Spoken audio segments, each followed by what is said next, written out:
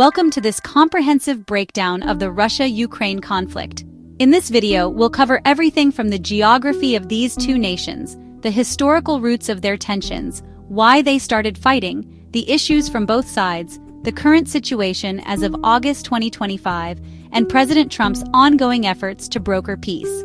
Whether you're new to this topic or looking for a deeper understanding, stick around. We'll keep it balanced, factual, and engaging. Let's dive in. First, let's set the stage with geography, because the land itself plays a huge role in this conflict. Ukraine is the second largest country in Europe, spanning about 603,000 square kilometers, roughly the size of Texas. It's located in Eastern Europe, bordered by Russia to the east and northeast, Belarus to the north, Poland, Slovakia, Hungary to the west, Romania and Moldova to the southwest, and the Black Sea to the south. The landscape is diverse. Vast fertile plains in the center and east make Ukraine Europe's breadbasket, producing massive amounts of wheat and sunflower oil. The Dnieper River runs through the heart of the country, providing water and transportation routes to the Black Sea. In the west, you'll find the Carpathian Mountains, offering natural barriers and scenic beauty. But the east is mostly flat steppes, with few natural defenses, historically making it vulnerable to invasions. Now, Russia, the world's largest country at over 17 million square kilometers, stretches from Europe to Asia. Its European portion directly borders Ukraine for over 2,000 kilometers, the longest shared border in Europe. Key shared features include the Don River basin in the east and access to the Black Sea and Sea of Azov. Crimea, a peninsula extending into the Black Sea, is strategically vital with its warm water ports like Sevastopol, home to Russia's Black Sea Fleet. The Donbas region in eastern Ukraine, right on the border, is rich in coal, iron, and minerals, fueling industries on both sides. This geography creates natural tensions. Ukraine's position as a bridge between east and west means it's a key transit point for energy pipelines from Russia to Europe. The flat terrain, often called the European Invasion Superhighway, allows for easy military movements, while control of the Black Sea affects trade, naval power, and resources like natural gas fields. The fight between Russia and Ukraine didn't begin in a vacuum. It's rooted in centuries of shared and contested history. The story starts with the Kievan Ruses, a medieval federation from the 9th to 13th century that included modern-day Kyiv as its center. Both Russians and Ukrainians claim this as their cultural birthplace, sharing Slavic roots, Orthodox Christianity, and languages that are similar but distinct. After the Mongol invasions in the 13th century, Ukraine fell under various rulers, Lithuania, Poland, and eventually the Russian Empire in the 17th to 18th centuries. In the 19th century, Ukrainian nationalism grew, seeking independence from Russian dominance. The 20th century brought more turmoil. During World War I and the Russian Revolution, Ukraine briefly declared independence in 1917 to 1921, but was absorbed into the Soviet Union in 1922. Under Soviet rule, Ukraine endured horrors like the Holodomor famine of 1932 to 1933, where millions starved due to Stalin's policies. Many Ukrainians view this as a deliberate genocide to crush independence movements.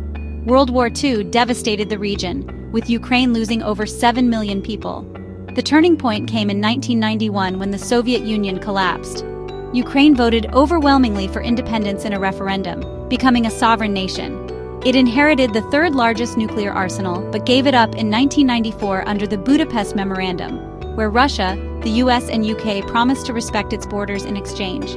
Tensions simmered as Ukraine sought closer ties with the West, joining the EU and NATO for economic growth and security. Russia saw this as a threat, fearing NATO expansion would surround it and erode its influence in what it calls its near abroad. The modern conflict ignited in late 2013 with the Euromaidan Revolution.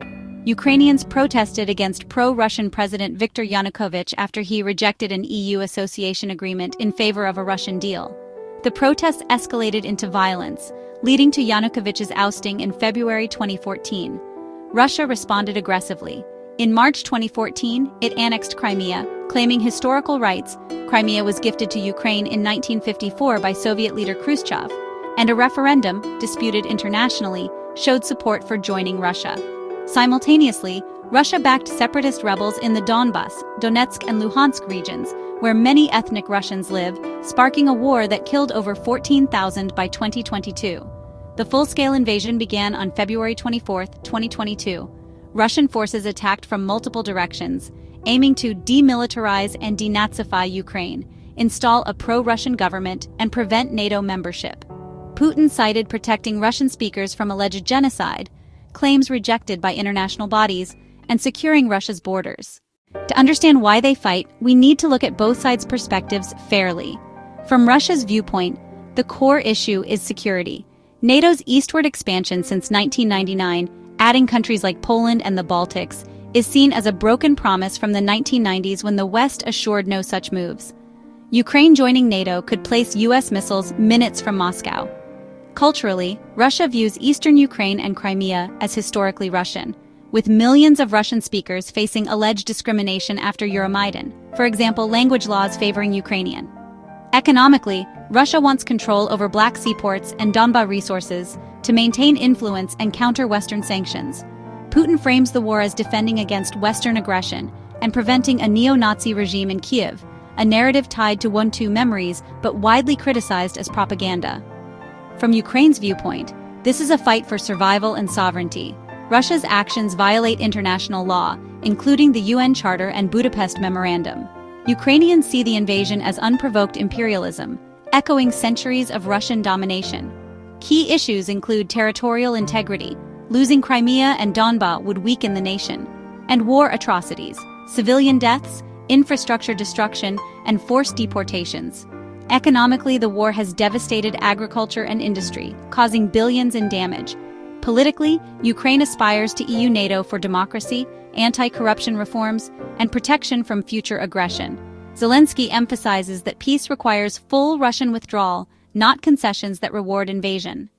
As of August 18, 2025, the war rages on its third year, with over 500,000 casualties estimated on both sides. Russia controls about 18% of Ukraine, including Crimea, most of Donbas, and parts of Kherson and Zaporizhia. Ukraine has made gains, like a bold incursion into Russia's Kursk region in August 2024, holding territory as a bargaining chip. Recent escalations include Russian strikes on Kharkiv, killing civilians including children, and Ukrainian drone attacks on Russian oil depots. The front lines are stalemated, with trench warfare reminiscent of WWO. Globally, the war has spiked energy prices, caused food shortages, and drawn in aid. The U.S. has provided over $175 billion to Ukraine, while Russia relies on allies like Iran and North Korea for drones and ammo.